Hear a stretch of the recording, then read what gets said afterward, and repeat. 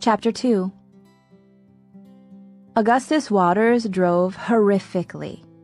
Whether stopping or starting, everything happened with a tremendous jolt. I flew against the seat belt of his Toyota SUV each time he braked, and my neck snapped backward each time he hit the gas. I might have been nervous, what with sitting in the car of a strange boy on the way to his house, keenly aware that my crap lungs complicate efforts to fend off unwanted advances, but his driving was so astonishingly poor that I could think of nothing else. We'd gone perhaps a mile in jagged silence before Augustus said, "I failed the driving test 3 times. "You don't say." He laughed, nodding. "Well, I can't feel pressure in old Prosty, and I can't get the hang of driving left-footed. My doctors say most amputees can drive with no problem, but yeah, not me. Anyway, I go in for my 4th driving test, and it goes about like this is going." A half-mile in front of us, a light turned red. Augustus slammed on the brakes, tossing me into the triangular embrace of the seatbelt. "Sorry, I swear to God, I am trying to be gentle. Right, so anyway, at the end of the test, I totally thought I'd failed again, but the instructor was like, 'Your driving is unpleasant, but it isn't technically unsafe.'" "I'm not sure I agree," I said. "I suspect cancer perk." Cancer perks are the little things cancer kids get that regular kids don't. Basketballs signed by sports heroes, free passes on late homework, unearned driver's licenses, etc. "Yeah," he said. The light turned green. I braced myself. Augustus slammed the gas. "You know they've got hand controls for people who can't use their legs," I pointed out. "Yeah," he said, "maybe someday." He sighed in a way that made me wonder whether he was confident about the existence of someday. I knew osteosarcoma was highly curable, but still. There are a number of ways to establish someone's approximate survival expectations without actually asking. I used the classic, "So, are you in school?" Generally, your parents pull you out of school at some point if they expect you to bite it. "Yeah," he said. "I'm at North Central. A year behind, though. I'm a sophomore. You?" I considered lying. No one likes a corpse, after all. But in the end, I told the truth. "No, my parents withdrew me 3 years ago." 3 years? He asked, astonished. I told Augustus the broad outline of my miracle. Diagnosed with stage 4 thyroid cancer when I was 13. I didn't tell him that the diagnosis came 3 months after I got my first period. Like, "Congratulations, you're a woman, now die." It was, we were told, incurable. I had a surgery called radical neck dissection, which is about as pleasant as it sounds. Then radiation. Then they tried some chemo for my lung tumors. The tumors shrank, then grew. By then I was 14. My lungs started to fill up with water. I was looking pretty dead. My hands and feet ballooned, my skin cracked, my lips were perpetually blue. They've got this drug that makes you feel not so completely terrified about the fact that you can't breathe, and I had a lot of it flowing into me through a PICC line, and more than a dozen other drugs besides. But even so, there's a certain unpleasantness to drowning, particularly when it occurs over the course of several months. I finally ended up in the ICU with pneumonia, and my mom knelt by the side of my bed and said, "Are you ready, sweetie?" And I told her I was ready. And my dad just kept telling me he loved me in this voice that was not breaking so much as already broken, and I kept telling him that I loved him too, and everyone was holding hands, and I couldn't catch my breath, and my lungs were acting desperate, gasping, pulling me out of the bed, trying to find a position that could get them air, and I was embarrassed by their desperation, disgusted that they wouldn't just let go. And I remember my mom telling me it was okay, that I was okay, that I would be okay. And my father was trying so hard not to sob that when he did, which was regularly, it was an earthquake. And I remember wanting not to be awake. Everyone figured I was finished, but my cancer doctor, Maria, managed to get some of the fluid out of my lungs, and shortly thereafter the antibiotics they'd given me for the pneumonia kicked in. I woke up and soon got into one of those experimental trials that are famous in the Republic of Pennsylvania for not working. The drug was phalanxaphore, this molecule designed to attach itself to cancer cells and slow their growth. It didn't work in about 70% of people. But it worked in me. The tumors shrank. And they stayed shrunk. Huzzah, phalanxophore! In the past 18 months, my mets have hardly grown, leaving me with lungs that suck at being lungs, but could conceivably struggle along indefinitely with the assistance of drizzled oxygen and daily phalanxophore. Admittedly, my cancer miracle had only resulted in a bit of purchased time. I did not yet know the size of the bit, but when telling Augustus Waters, I painted the rosiest possible picture, embellishing the miraculousness of the miracle. "So now you gotta go back to school," he said. "I actually can't," I explained, because I already got my GED, so I'm taking classes at MCC, which was our community college. "A college girl," he said, nodding. "That explains the aura of sophistication." He smirked at me. I shoved his upper arm playfully. I could feel the muscle right beneath the skin, all tense and amazing. We made a wheels-screeching turn into a subdivision with 8-foot-high stucco walls. His house was the first one on the left, a 2-story colonial. We jerked to a halt in his driveway. I followed him inside. A wooden plaque in the entryway was engraved in cursive with the words, "Home is where the heart is," and the entire house turned out to be festooned in such observations. "Good friends are hard to find and impossible to forget," read an illustration above the coat rack. "True love is born from hard times," promised a needle-pointed pillow in their antique-furnished living room. Augustus saw me reading. "My parents call them encouragements," he explained. "They're everywhere." His mom and dad called him Gus. They were making enchiladas in the kitchen. A piece of stained glass by the sink read in bubbly letters, "Family is forever." His mom was putting chicken into tortillas, which his dad then rolled up and placed in a glass pan. They didn't seem too surprised by my arrival, which made sense. The fact that Augustus made me feel special did not necessarily indicate that I was special. Maybe he brought home a different girl every night to show her movies and feel her up. "This is Hazel Grace," he said, by way of introduction. "Just Hazel," I said. "How's it going, Hazel?" asked Gus's dad. He was tall, almost as tall as Gus was, and skinny in a way that parentally aged people usually aren't. "Okay," I said. "How was Isaac's support group?" "It was incredible," Gus said. "You're such a Debbie Downer," his mom said. "Hazel, do you enjoy it?" I paused a second, trying to figure out if my response should be calibrated to please Augustus or his parents. "Most of the people are really nice," I finally said. "That's exactly what we found with families at Memorial when we were in the thick of it with Gus's treatment," his dad said. "Everybody was so kind. Strong, too. In the darkest days, the Lord puts the best people into your life. Quick, give me a throw pillow and some thread because that needs to be an encouragement," Augustus said, and his dad looked a little annoyed, but then Gus wrapped his long arm around his dad's neck and said, "I'm just kidding, Dad. I like the freaking encouragements. I really do. I just can't admit it because I'm a teenager." His dad rolled his eyes. "You're joining us for dinner, I hope?" asked his mom. She was small and brunette and vaguely mousy. "I guess," I said. "I have to be home by 10. Also, I don't, eat meat." "No problem. We'll vegetarianize some," she said. "Animals are just too cute?" Gus asked. "I want to minimize the number of deaths I am responsible for," I said. Gus opened his mouth to respond, but then stopped himself. His mom filled the silence. "Well, I think that's wonderful." They talked to me for a bit about how the enchiladas were famous Waters enchiladas and not to be missed, and about how Gus's curfew was also 10, and how they were inherently distrustful of anyone who gave their kids curfews other than 10, and was I in school?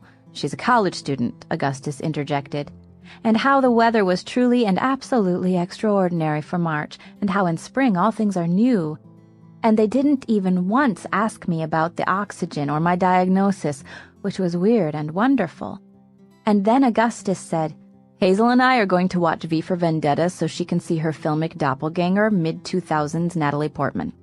The living room TV is yours for the watching," his dad said happily. "I think we're actually going to watch it in the basement." His dad laughed. "Good try. Living room."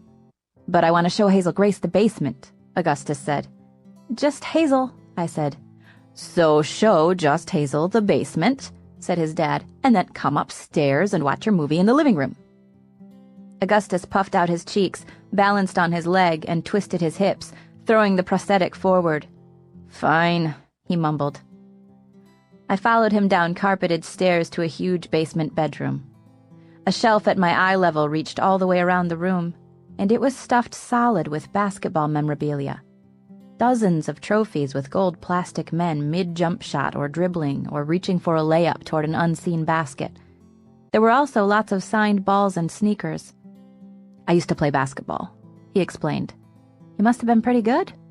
"I wasn't bad, but all the shoes and balls are cancer perks." He walked toward the TV, where a huge pile of DVDs and video games were arranged into a vague pyramid shape. He bent at the waist and snatched up V for Vendetta. "I was like the prototypical white Hoosier kid," he said. "I was all about resurrecting the lost art of the mid-range jumper. But then one day I was shooting free throws, just standing at the foul line at the North Central gym shooting from a rack of balls. All at once, I couldn't figure out why I was methodically tossing a spherical object through a toroidal object. It seemed like the stupidest thing I could possibly be doing. I started thinking about little kids putting a cylindrical peg through a circular hole, and how they do it over and over again for months when they figure it out, and how basketball was basically just a slightly more aerobic version of that same exercise. Anyway, for the longest time, I just kept sinking free throws. I hit 80 in a row, my all-time best, but as I kept going, I felt more and more like a 2-year-old. And then for some reason I started to think about hurdlers. "Are you okay?" I had taken a seat on the corner of his unmade bed. I wasn't trying to be suggestive or anything. I just got kind of tired when I had to stand a lot. I'd stood in the living room, and then there had been the stairs, and then more standing, which was quite a lot of standing for me, and I didn't want to faint or anything. I was a bit of a Victorian lady, fainting-wise. "I'm fine," I said. "Just listening. Hurdlers?" "Yeah, hurdlers. I don't know why.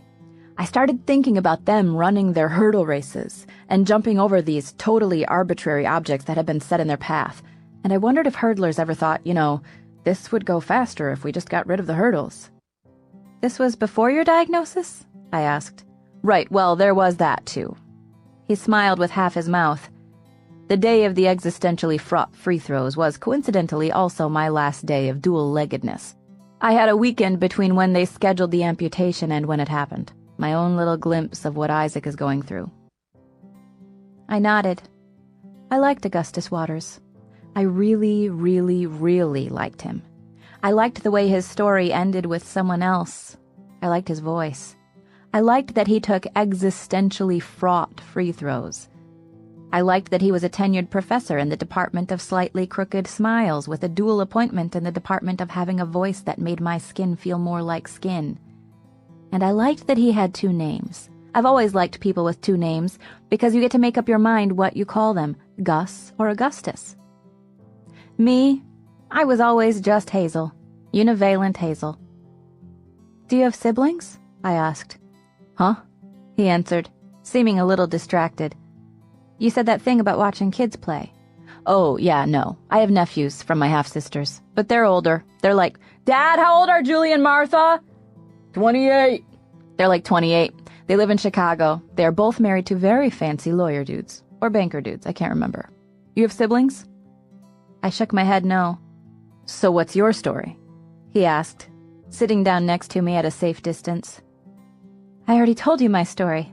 I was diagnosed with—" "No, not your cancer story. Your story. Interests, hobbies, passions, weird fetishes, etc." I said.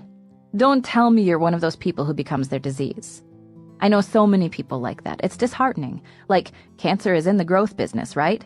The taking people over business. But surely you haven't let it succeed prematurely." It occurred to me that perhaps I had. I struggled with how to pitch myself to Augustus Waters, which enthusiasms to embrace, and in the silence that followed, it occurred to me that I wasn't very interesting. I am pretty unextraordinary. I reject that out of hand. Think of something you like, the first thing that comes to mind. Reading? What do you read? Everything. From, hideous romance to pretentious fiction to poetry. Whatever. Do you write poetry too? No, I don't write. There! Augustus almost shouted. Hazel Grace, you are the only teenager in America who prefers reading poetry to writing it. This tells me so much. You read a lot of capital G great books, don't you? I guess. What's your favorite? I said. My favorite book, by a wide margin, was An Imperial Affliction, but I didn't like to tell people about it. Sometimes you read a book and it fills you with this weird evangelical zeal, and you become convinced that the shattered world will never be put back together unless and until all living humans read the book. And then there are books like An Imperial Affliction, which you can't tell people about. Books so special and rare and yours that advertising your affection feels like a betrayal. It wasn't even that the book was so good or anything. It was just that the author, Peter Van Houten, seemed to understand me in weird and impossible ways. An Imperial Affliction was my book, in the way my body was my body, and my thoughts were my thoughts. Even so, I told Augustus. My favorite book is probably An Imperial Affliction, I said. Does it feature zombies? He asked. No, I said. Stormtroopers? I shook my head. It's not that kind of book. He smiled. I am going to read this terrible book with the boring title that does not contain stormtroopers, he promised, and I immediately felt like I shouldn't have told him about it. Augustus spun around to a stack of books beneath his bedside table. He grabbed a paperback and a pen. As he scribbled an inscription onto the title page, he said, All I ask in exchange is that you read this brilliant and haunting novelization of my favorite video game. He held up the book, which was called The Price of Dawn. I laughed and took it. Our hands kind of got muddled together in the book handoff, and then he was holding my hand. Cold, he said, pressing a finger to my pale wrist. Not cold so much as under-oxygenated, I said. I love it when you talk medical to me, he said. He stood and pulled me up with him, and did not let go of my hand until we reached the stairs. We watched the movie with several inches of couch between us. I did the totally middle-schooly thing wherein I put my hand on the couch about halfway between us to let him know that it was okay to hold it, but he didn't try. An hour into the movie, Augustus's parents came in and served us the enchiladas, which we ate on the couch, and they were pretty delicious. The movie was about this heroic guy in a mask who died heroically for Natalie Portman, who's pretty badass and very hot and does not have anything approaching my puffy steroid face. As the credits rolled, he said, Pretty great, huh? Pretty great, I agreed, although it wasn't, really. It was kind of a boy movie.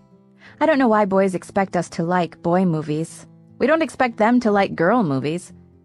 I should get home, class in the morning, I said. I sat on the couch for a while as Augustus searched for his keys. His mom sat down next to me and said, I just love this one, don't you? I guess I had been looking toward the encouragement above the TV, a drawing of an angel with the caption, Without pain, how could we know joy? This is an old argument in the field of thinking about suffering, and its stupidity and lack of sophistication could be plumbed for centuries, but suffice it to say that the existence of broccoli does not in any way affect the taste of chocolate. Yes, I said, a lovely thought. I drove Augustus's car home with Augustus riding shotgun. He played me a couple songs he liked by a band called The Hectic Glow, and they were good songs, but because I didn't know them already, they weren't as good to me as they were to him. I kept glancing over at his leg, or the place where his leg had been, trying to imagine what the fake leg looked like. I didn't want to care about it, but I did a little. He probably cared about my oxygen. Illness repulses. I'd learned that a long time ago, and I suspected Augustus had too. As I pulled up outside of my house, Augustus clicked the radio off. The air thickened. He was probably thinking about kissing me, and I was definitely thinking about kissing him, wondering if I wanted to. I'd kissed boys, but it had been a while. Pre-miracle. I put the car in park and looked over at him. He really was beautiful. I know boys aren't supposed to be, but he was. Hazel Grace, he said, my name new and better in his voice. It has been a real pleasure to make your acquaintance. Ditto, Mr. Waters, I said. I felt shy looking at him. I could not match the intensity of his water-blue eyes. "May I see you again?" he asked. There was an endearing nervousness in his voice. I smiled. "Sure." "Tomorrow?" he asked. "Patience, Grasshopper," I counseled. "You don't want to seem overeager." "Right, that's why I said tomorrow," he said. "I want to see you again tonight, but I'm willing to wait all night and much of tomorrow." I rolled my eyes. "I'm serious," he said. "You don't even know me," I said. I grabbed the book from the center console. "How about I call you when I finish this?" "But you don't even have my phone number," he said. "I strongly suspect you wrote it in the book." He broke out into that goofy smile. "And you say we don't know each other."